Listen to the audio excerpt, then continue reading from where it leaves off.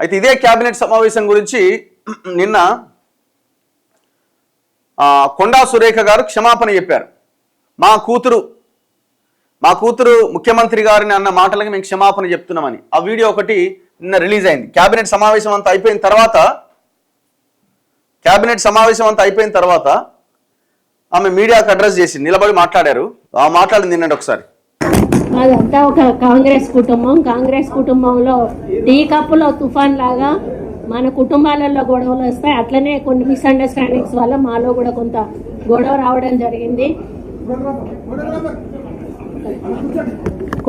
కుటుంబంలో వచ్చినట్టే మా పార్టీలో కూడా ఏదో మిస్అండర్స్టాండింగ్ తోటి కొన్ని గొడవలు రావడం జరిగింది. మరి కుటుంబం అన్నాక అందరం కలిసి నడవాల్సిందే. కాబట్టి మరి మా పాప ఏదైతే ఆ రోజు అంటే కొంత పోలీసు రావడం వల్ల ఆవేశంలో ముఖ్యమంత్రి గారిని కొంత మాట్లాడడం ఏదైతుందో దాని విషయంలో నేను క్షమాపణ చెప్తూ మాదంతా కూడా అందరం సర్దుకొని ముందుకెళ్తామని తెలియదు. ఎంత నవ్వుతుండో ఆయన. ఎవరు? పొంగులేటి శ్రీనివాసరెడ్డి. ఆయన నవ్వు చూడు ఒకసారి.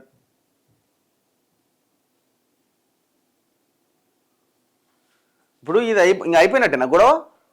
మీరు మాట్లాడుకొని మీరు సెట్ చేసుకుంటే గొడవ అయిపోయినట్టేనా? మీరు సారీ చెప్తే గొడవ అయిపోయినట్టేనా? చాలా అంశాలు తేలాల్సిన అంశాలు ఉన్నాయి కదా ఇక్కడ. ఫస్ట్ ఎక్కడ స్టార్ట్ అయింది గొడవ? సమ్మక్క సారక్క గద్దెలు 71 కోట్ల కాంట్రాక్టు. ఆ జీవీఆర్ అనేట ఆయన ఎవరు? ఆ కాంట్రాక్టరు. ఆ జీవీఆర్ని డమ్మీలాగా చేసి జీవీఆర్కి రాకుండా టెక్నికల్గా ఆయనని ఎగరగొట్టి పీవీఆర్ అనే ఇంకో కాంట్రాక్టర్కు ఎవరైతే పొంగులేటి శ్రీనివాసరెడ్డికి సంబంధించిన కాంట్రాక్టర్కి ఇవ్వడానికి ప్లాన్ చేశారు. కొండా సురేఖకు తెలిసిన ఇంకొక ఎన్జేఆర్ అనే ఇంకో కాంట్రాక్టరు టెండర్ వేస్తే ఆయనని విత్డ్రా చేసుకోమని నాకే ఫోన్ చేసిండు. కొండా సురేఖ ఆయన నాకే మంత్రికి ఫోన్ చేసిండని ఆమెనే స్వయంగా చెప్పడం జరిగింది. వాళ్ళ కూతురు చెప్పడం జరిగింది. మరి పొంగులేటి శ్రీనివాసరెడ్డి ఆ 71 కోట్ల కాంట్రాక్ట్ కోసం ఎందుకు ఫోన్ చేసిండు కొండా సురేఖకి? ఇది తేలాలి కదా, ఇది తేలాల్సిన అంశం కదా. అంటే టెండర్ ప్రక్రియ అన్నది పారదర్శకంగా జరగట్లేదు అనడానికి ఈ ఘటన ఒక నిదర్శనం. Very clear. మరి ఈ అంశం తేలాలి కదా, దాని మీద క్లారిటీ ఇవ్వాలి కదా. ఎవరు క్లారిటీ ఇవ్వాలా? రాష్ట్ర ప్రభుత్వం క్లారిటీ ఇవ్వాలి. క్యాబినెట్ కానీ అక్కడ మాట్లాడిన మంత్రులను క్లారిటీ ఇచ్చినా ఇవ్వలే. మీరు సారీ చెప్పంగానే ఇష్యూ సార్ట్అవుట్ అయినట్టు కాదు. అది మీ మధ్య గొడవలకి సార్ట్అవుట్ అయ్యి ఉండొచ్చేమో, కానీ ఇది ప్రజలకి ఏం సంబంధం? మీరు కాంప్రమైజ్ కావచ్చు, ఇంకేదన్నా కావచ్చు. వాళ్ళు మీకు సారీ చెప్పుండొచ్చు, మేము మీకు చెప్పినాం కదా ఇంటర్నల్గా, మీరు బహిరంగంగా చెప్పండి అని మిమ్మల్ని అడిగితే మీరు చెప్పుండొచ్చు. ఫస్ట్ కాంట్రాక్ట్ అంశం తేరాలి. రెండోది, కొండా సురేఖ ఓఎస్డీగా ఉన్న సుమంత్ అండ్ రోహిన్ రెడ్డి డక్కన్ సిమెంట్స్ ముగ్గురు కలిసి కూర్చున్నారు. అందులో సుమంత్ గన్ను తీసిండని ఉత్తమ్ కుమార్ రెడ్డి కంప్లైంట్ చేసినట్టుగా ఇంటెలిజెన్స్ ఐజీ నాకే చెప్పిండని కొండా సురేఖ గారు చెప్పడం జరిగింది. ఆమె మాటల్ని కొండా సుష్మిత గారు బయట పెట్టడం జరిగింది. రైట్. మరి ఉత్తమ్ కుమార్ రెడ్డి కంప్లైంట్ ఎడిపోయింది?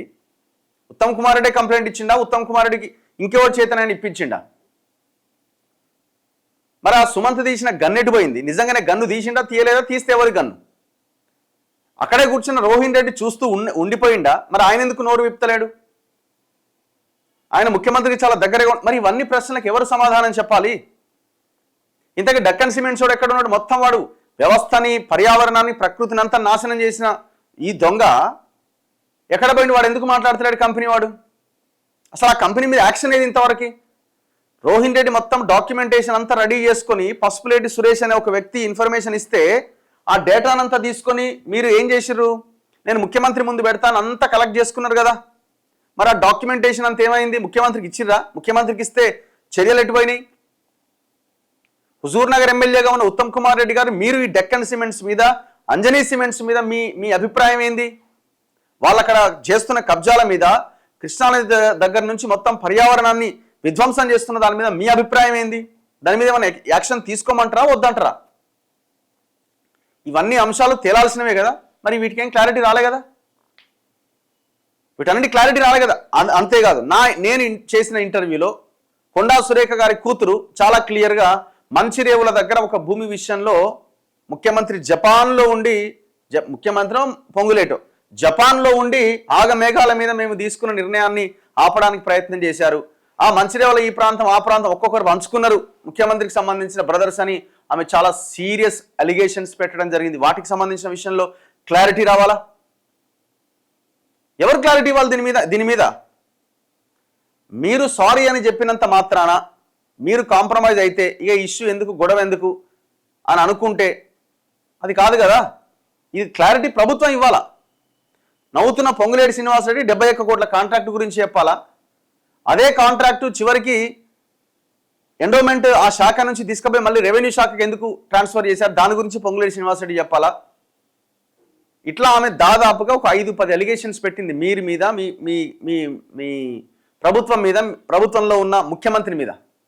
మరి వాటికి ఆన్సర్ ఏది? ఆన్సర్ లేదు. వీళ్ళే టీ కప్లో తుఫాన్ అనుకుంటున్నారు. ఇది ఎట్లా అండి? నాకు అర్థం కాదు. మీకు మీరే టీ కప్లో తుఫాన్ అనుకుంటే ఎట్లా? రోడ్డున పడొద్దు, అనవసర విషయాలకు రాద్ధాంతం వద్దు, ప్రజలు ప్రతిపక్షాల్లో చులకన కావద్దు, సంఘటితంగా ఉందాం, జరిగిందంతా టీ కప్లో తుఫానే, జూబ్లీహిల్స్ ఉప ఎన్నికలో గెలిచి స్థానిక ఎన్నికలకు వెళ్దాం. మంత్రివర్గ సమావేశంలో మంత్రులకు ముఖ్యమంత్రి రేవంత్ రెడ్డి హితవు. ఇక్కడ విషయం ఏంటంటే యాక్చువల్గా ఇక్కడ వీళ్ళు పొంగులేటి వీళ్ళంతా కలిసి చేసిన ప్లాన్ ఏంటంటే, కొండా మురళి గన్నులు సప్లై చేస్తుండు, కొండా మురళి ఆయన ఓఎస్డీ గన్ ఇచ్చి బెదిరించిండు అనేది ఫోకస్ చేయాలి. ఫోకస్ చేసి ఈమె మంత్రి పదవి కూడా వెవికాలి. ఇది చాలా పెద్ద స్కెచ్ చేసిరు. పెద్ద స్కెచ్ చేసి ఆ ఓఎస్డీని అరెస్ట్ చేయడానికి పెద్ద ఎత్తున పోలీసులు ఆయన ఇంటికి పోయారు. ఎవరు? ఆ ఓఎస్డీ సుమంత్ ఇంటికి పోతే ఆ సుమంత్ కొంత చాకచక్యంగా పోలీసులు వచ్చిరనేది పసిగట్టి ఆయన కారులో సినీ ఫకీరు ఆయన అక్కడి నుంచి ఎస్కేప్ అయింది. ఎస్కేప్ అయ్యి రకరకాల రోడ్ల నుంచి అటు ఇటు తప్పించుకొని మొత్తానికి వచ్చి కొండా సురేఖ ఇంట్లో పడ్డాడు. వాళ్ళకి ఆ రోజు కనుక దొరికి ఉంటే ఏదో ఒకటి చేసి ఇక అయిపోయింది, దొరికిపోయిండు, గన్ ఇచ్చిండు, కొండా ఇది అదే మొత్తం వాంగ్మూలం అంతా రాసి అంత ఖతం చేసేటోళ్ళు. అదేమైంది? చివరికి మొత్తం తిరిగి రివర్స్ అన్నింది. చాలా తెలివిగా కొండా మురళి, కొండా సురేఖ వాళ్ళ కూతురితో మాట్లాడించి మొత్తం ప్రభుత్వంలో ఉన్న పొంగులేటిని ముఖ్యమంత్రి మొత్తం ఇట్లా ఉరితాడేసి ఇట్లా బిచికినట్టే అయింది. వాళ్ళకి ఏం చేయాలని అర్థం కాక ఇక ఆమెను పిలిపించుకొని ఇక అదంతా అయిపోయింది, ఏం చేయలేం. ఎందుకంటే వాళ్ళు ఏమైనా యాక్షన్ ప్లాన్లోకి దిగినా ప్రజల్లో అప్పటికే చాలా డ్యామేజ్ జరిగిపోయింది. మరి కొండా సురేఖ ఎందుకు ప్రెస్ మీట్ పెట్టి సారీ చెప్పిందంటే మరి ఏం చేస్తుంది అంతకుమించి? ఇక మాకు సెట్ అయింది కదా, అయిపోయిందని చెప్పి ఆమె సారీ చెప్పింది, కథం. అంతకుమించి ఏం చేయగలుగుతుంది ఆమె కూడా? ఇంకేం చేయడానికి అవకాశం లేదు కదా. సో ఇట్లా నిన్న జరిగినది. మంత్రుల మధ్య సఖ్యత కురవడం పైన రాష్ట్ర కేబినెట్ భేటీలో సుదీర్ఘంగా చర్చ జరిగింది. చిన్నపాటి అంశాల్లో విభేదాలతో మంత్రులు రచ్చ చేసుకోవద్దని, స్వల్ప వివాదాలకు సంబంధించి రోడ్డెక్కడం సరికాదని రేవంత్ రెడ్డి పేర్కొన్నట్టుగా తెలిసింది. అనవసర విషయాలకు రాద్ధాంతం చేసుకోవడం వల్ల ప్రజలతో పాటు ప్రతిపక్షాల్లో కూడా చులకనవుతున్నామని హితవు పలికినట్టుగా సమాచారం. ఇలాంటి అవాంఛనీయ ఘటనలను నివారించాలని సూచించారు. ఇప్పటి వరకు జరిగిన ఘటనలను టీ కప్పులో తుపానుగా భావించి ఇక నుంచి సంఘటితంగా ఉండాలని, ఈ విషయంలో ప్రజలకు స్పష్టమైన సంకేతాన్ని ఇవ్వాలని మంత్రివర్గం నిర్ణయించింది. అలాగే ప్రభుత్వం పైన, మంత్రులపైన ప్రతిపక్షాలు ఆరోపణలు చేసినప్పుడు సంబంధిత ఘటనకు సంబంధించి సమగ్ర వివరాలు ప్రజలకు తెలియజేయాలని కూడా మంత్రివర్గ సమావేశం నిర్ణయించింది. ఇది అయిపోయిందా? ఇది అయిపోగానే ఆయన జూపల్లి కృష్ణారావు ఐఏఎస్ మధ్య మళ్ళీ ఇంకో లొల్లి స్టార్ట్ అయిపోయాయి. మళ్ళీ అది అయిపోయిన తర్వాత ఇది ఇంకో ఏం స్టార్ట్ అవుతుంది. ఫస్ట్ మీరు చేయాల్సింది ఏంటంటే, ఫస్ట్ ఈ క్యాబినెట్ అంతటికి మీకు ఏ ఆలోచన రావాలంటే, మేము ప్రజలకి సేవ చేయాలి, ప్రజలకి జవాబుదారీగా ఉండాలనే ఆలోచన మీకు ఎప్పుడైతే వస్తుందో అప్పుడు ఈ క్యాబినెట్ కానీ ప్రభుత్వం కానీ సక్రమంగా సరైన రీతిలో పనిచేయడానికి అవకాశం ఏర్పడుతుంది. కానీ మీ ఆలోచన అట్లా లేదు. దయచేసి అర్థం చేసుకోండి. మీకు ఇంకా 2.5-3 సంవత్సరాల సమయం ఉన్నది. చాలా కీలకమైన సమయం ఇది. మీరు అధికారాన్ని నిలబెట్టుకోవాలన్నా, పాతాళానికి తొక్కబడాలన్నా మీ చేతిలోనే ఉంది. అది ఇప్పటి వరకు జరిగిన పరిపాలన తీరు విధానంలో టోటల్ క్యాబినెట్ ముఖ్యమంత్రి దగ్గర నుంచి అట్టర్ ఫెయిల్యూర్, దాంట్లో డౌటే లేదు. అందులో ఇంతవరకు పబ్లిక్ ఇగో మేము ఇది చేసినామని చెప్పుకునే పరిస్థితి లేదు. మళ్ళీ ఫ్రీ బస్సు గురించి చెప్పకండి దయచేసి. మీరు తీసుకున్న ప్రభుత్వ విధానంలో, ప్రభుత్వ పాలసీల్లోకి మేము ఈ నిర్ణయం తీసుకున్నాము, ఇది ఎంత అద్భుతమైన నిర్ణయం అని చెప్పడానికి ఒక్కటి చెప్పండి. అసలు ఏదన్నా అంత నాశనం చేస్తున్నాం అనే కోణమే వస్తున్నది తప్ప, హైడ్రా పేరుతో అదే చేశారు, మూసీ పేరుతో అదే చేశారు. మంచి చేయడానికి దాంతో కూడా అవకాశం ఉంది, కానీ అట్లా కూడా మంచి చేయలేకపోయినారు మీరు. ఫస్ట్ మీరు థింక్ ట్యాంక్ ఉండాలి ముఖ్యమంత్రి గారు. మీరు ఫస్ట్ దాని మీద ఫోకస్ చేయండి. మీ చుట్టూ ఉన్న వాళ్ళు తెలంగాణ సోయితో ఉన్న వాళ్ళు ఉండాలా.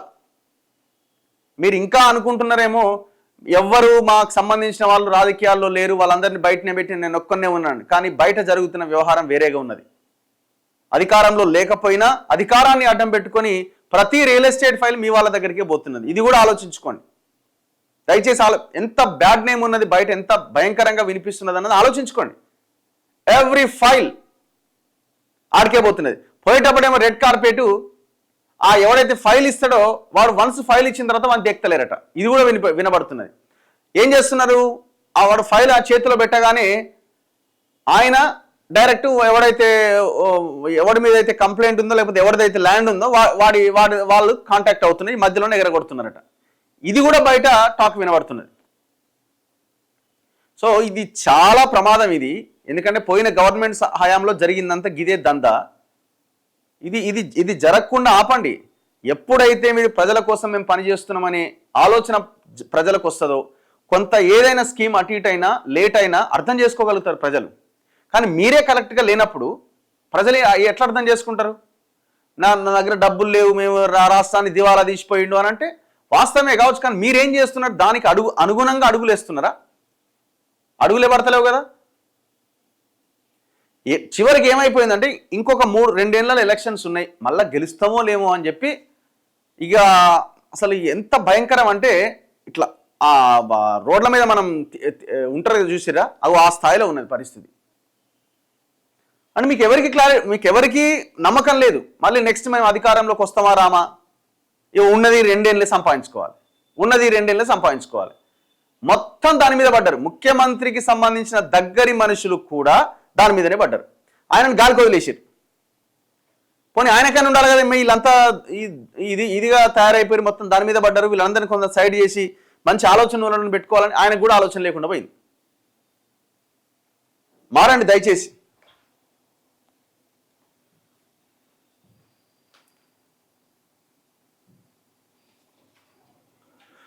లైసెన్స్డ్ సర్వేయర్ల గురించి మాట్లాడండి, ఉద్యోగ భద్రత జీతం గురించి. ఓకే, ఇంకో 10 years అయినా కాంగ్రెస్ ఏంటో నాకు అర్థం కాలే. మీ కథలు మీ నాటకాలు చూసి ప్రజలు నిర్ణయించుకున్నారు ఈ కాంగ్రెస్ కుటుంబం మొత్తం కలిసి గంగలో దూకండి దరిద్రం వదులుతుందట. ఫ్రీ బస్ ఫెయిల్ ఏంది ఇది? 2 రాష్ట్రాల్లో ఉన్న శ్రీనివాస్ పేరు ఉన్న అందరూ ఒకే వేదిక పైన కలిసి అవకాశం వచ్చిందట. అందుకే హలో శ్రీనివాస్ చలో కరీంనగర్ అట. ఇదేంది ఇది ఎవరు పెట్టింది? ఈ ప్రోగ్రామ్ ఎక్కడిది? శ్రీనివాస్ పేరు మీద ఉన్న వాళ్ళంతా కరీంనగర్ పోవాలంట. నిజంగానే ఉందా ఇది, లేకపోతే ఏదో పెట్టిరా? 2 పిల్లల చట్టం రద్దు తొలగించడం వల్ల సంతోషం రఘు అన్న. పోటీ చేయండి. ఈ నెల 26వ తేదీన ఆదివారం రోజు ఉందట హలో శ్రీనివాస్ చలో కరీంనగర్ అట. రిజర్వేషన్ల అంశం ఋతులాగాల సీరియల్ లాగా సాగదీయండి. కాంగ్రెస్ పార్టీ తెలంగాణలో సర్దుకోవడమే. కరీంనగర్ ఆసియా ఖండంలోనే మొదటి మెడికల్ అడ్డా, అతిపెద్ద మెడికల్ మాఫియా. రోజుకి 10 కోట్లకు పైగా మెడిసిన్ మీద దందా నడుస్తుందట. ఒక్కసారి కరీంనగర్ మీద దృష్టి పెట్టండి తప్పకుండా.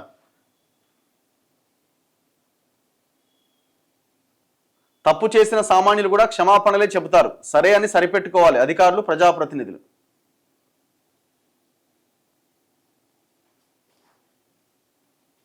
చలో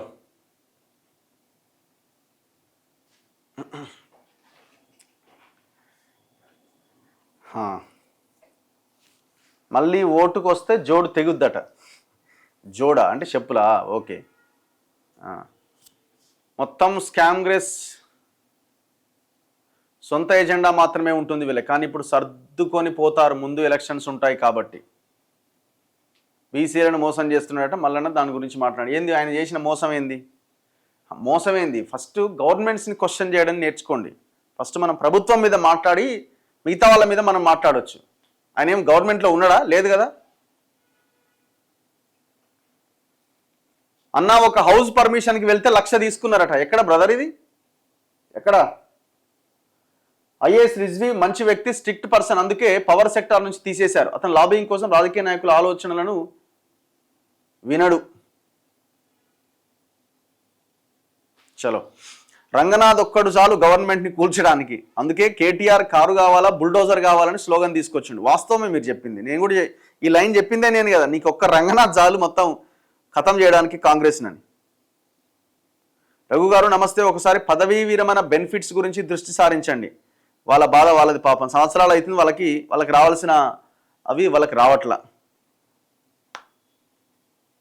మహిళలకు 2500 ఏమైందన్న, ఇప్పట్లో వచ్చే అవకాశం లేదు. ఫస్ట్ మనం ఫీజు రియంబర్స్మెంట్ గురించి మాట్లాడాలి. చాలామంది పిల్లలకి వాళ్ళకి సర్టిఫికేట్స్ అక్కడ ఉండిపోయినాయి. కొంతమంది జాబ్లు వచ్చిన వాళ్ళకి, లేకపోతే వేరే హైయర్ పై చదువులకు వెళ్ళడానికి సర్టిఫికెట్లు అక్కడే ఉండిపోయినాయి. కారణం ఏంటంటే ఫీజు ప్రభుత్వం చెల్లించలే. 1000 కోట్ల బకాయిలు ఉన్నాయి ఇప్పుడు ఇవాళ. సో దాని మీద మనం ఫస్ట్ ఫోకస్ చేయాల్సిన అవసరం ఉన్నది. Most powerless CM India Revanth Reddy అట. అన్న నిన్న హాస్పిటల్లో స్టింగ్ ఆపరేషన్ చాలా బాగా చేశారు, నా ధన్యవాదాలు. విషయం ఏంటంటే అంత చేసి వచ్చినాం కదా, అంత చేసి వచ్చిన తర్వాత మళ్ళీ ఫోన్ వచ్చిందట వెంకటేష్కి. ఏమని, మీరు ఆపరేషన్ అని అన్నారు కదా, ఆపరేషన్ చేయించుకోవాలి కదా, మళ్ళీ మీరు ఎప్పుడు వస్తున్నారు, పైసలు రెడీ చేసుకున్నారని ఫోన్ చేశారు నిన్న. అంత పెద్ద ఇది జరిగిన తర్వాత కూడా మనకు సిగ్గులేదు. చూడండి ఎట్లా తయారయ్యాయి హాస్పిటల్స్. నిన్న ఒక హెల్దీ పేషెంట్ని, అంటే హెల్దీ వ్యక్తిని హాస్పిటల్కి పంపించి నాకు పలానా వెరికోస్ ఉన్నదని చెప్తే ఉన్నది నిజమే అని ఏదో టెస్ట్ చేసినట్టు చేసి 2,50,000 అయితే ఆపరేషన్ చేయాలి, నీకు లేజర్ ట్రీట్మెంట్ చేయాలని స్టార్ట్ చేశారు. మొత్తం ఛానల్ అన్నీ కలిపి ఎంటర్ అయితే వాడికి ఏం చేయాలనో అర్థం కాలే, సమాధానం లేదు. దొరికిండు కాబట్టి దొంగ అయిండు. దొరకని హాస్పిటల్స్ ఎన్ని? దాదాపుగా 90% హాస్పిటల్స్ ఇదే దందా నడుస్తున్నది. ప్రజలని పూర్తిగా ఆర్థికంగా బలహీనలను చేస్తున్న ఈ హాస్పిటల్స్ అన్నీ కూడా. సో అందుకే పబ్లిక్ కూడా ఒకటే ఏంటంటే, నెక్స్ట్ సెకండ్ థర్డ్ ఒపీనియన్ కూడా వెళ్తే బాగుంటుంది. ఇప్పుడు మీకు ఏదైనా ప్రాబ్లం వచ్చి హాస్పిటల్కి వెళ్తే మీకు ఆపరేషన్ చేయాలనో, లేకపోతే ఇంకోటి ఏదైనా పెద్ద ఎత్తున చేయాలనో చెప్తుంటారు కదా. సో వెంటనే మీరు ప్రొసీడ్ అవ్వద్దు, సెకండ్ ఒపీనియన్కి వెళ్ళాలి. ఇంకేదైనా హాస్పిటల్ ఉందా అని సెకండ్ ఒపీనియన్కి వెళ్ళిన తర్వాత నిర్ణయం తీసుకోవాలి.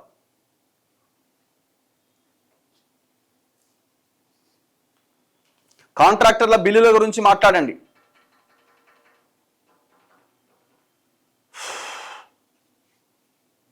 అసలు కేసీఆర్ వ్యూహం ఏందన్నా అంతు చిక్కడం లేదు. ఏం వ్యూహం బ్రదర్, నాకు అర్థం కాదు. ఏం వ్యూహం చెప్పండి. నిన్న ఆయన మీడియా ముందుకు వచ్చిండు, ఒక సమావేశం మీద పెట్టిరు కదా నిన్న, జూబ్లీ హిల్స్ అని. కార్యకర్త ఆ నాయకులతో, ఎమ్మెల్యేలతో మాట్లాడుతున్నాడు కదా, సీనియర్ నాయకులతో. అదే వాయిస్ని మీడియాకి రిలీజ్ చేయొచ్చుగా. కనీసం జూబ్లీ హిల్స్లో బీఆర్ఎస్ని గెలిపించండి అని ఒక స్టేట్మెంట్ ఇప్పించవచ్చుగా. ఎందుకంత భయంకరమైన దీంట్లో పెట్టిరు ఆయన్ని? ఇప్పుడు అందరం ముసలోళ్ళు అవుతాం, మీరు ముసలోళ్ళు అవుతారు, నేనైతే అందరూ అవుతారు. అందరూ ఒక ఏజ్కి వచ్చిన తర్వాత పోవాల్సిందే. ఆయన కూడా కొంత ఏజ్ పెద్ద మనిషి అయ్యిండు, ఆయన కొంత ఇబ్బంది పడుతున్నాడు నడవడానికి, మాట్లాడడానికి, అంత బాగానే ఉన్నది. సరే మీరు బయటికి తీసుకొచ్చినారు. ఇప్పుడు ఒకవేళ రిటైర్మెంట్ అయినా తీసుకోవాలి. ఆయన మళ్ళీ శాసనసభాపక్ష నేత బీఆర్ఎస్ తరపున జీతం తీసుకుంటున్నాడు, అన్నీ చేస్తున్నాడు. కేసీఆర్ బయటికి ఎందుకు వస్తలేడు అని మనం మాట్లాడుతూనే ఉన్నాం. సరే మీ ఆరోగ్య సమస్యల మీద ప్రతి ఒక్కరికి ఓ సానుభూతి ఉంటుంది, అయ్యో బాలేడా అని. కానీ మీరు బయటకు వచ్చినప్పుడు కనీసం ఒక వాయిస్ నన్నా వినిపించాలి కదా. అంటే వీళ్ళు ఏం చేస్తున్నారంటే, ఆయన ఒకవేళ మాట్లాడలేని పరిస్థితి, ఒక వీడియో ఏదైనా బయటకు వచ్చింది అనుకోండి, అరే కేసీఆర్ ఇట్లా అయిపోయింది, మాట్లాడలేకపోతున్నాడు, కేసీఆర్ పని అయిపోయిందా అని జనం అనుకుంటారు కదా.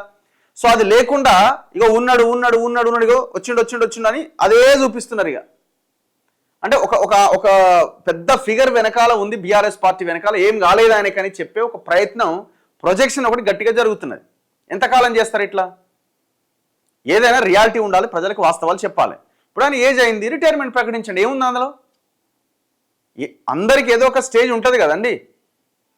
సరే మీరు ఆయన ఆలోచనలు గట్టిగానే ఉన్నాయి, పని చేస్తున్నాడు అని అనుకుందాం, మరొక వాయిస్ రిలీజ్ చేయొచ్చు కదా. ఇంకొకటి, మీరు ఆ వీడియోలు చూడండి, అసలు ఆడున్న ఎమ్మెల్యేలు వీళ్ళే వామ్మో వచ్చిండు దేవుడు అన్నట్టుగా చూస్తున్నారు. మరి ఇక ప్రజలకు ఎప్పుడు అందుబాటులోకి రావాలి ఆయన?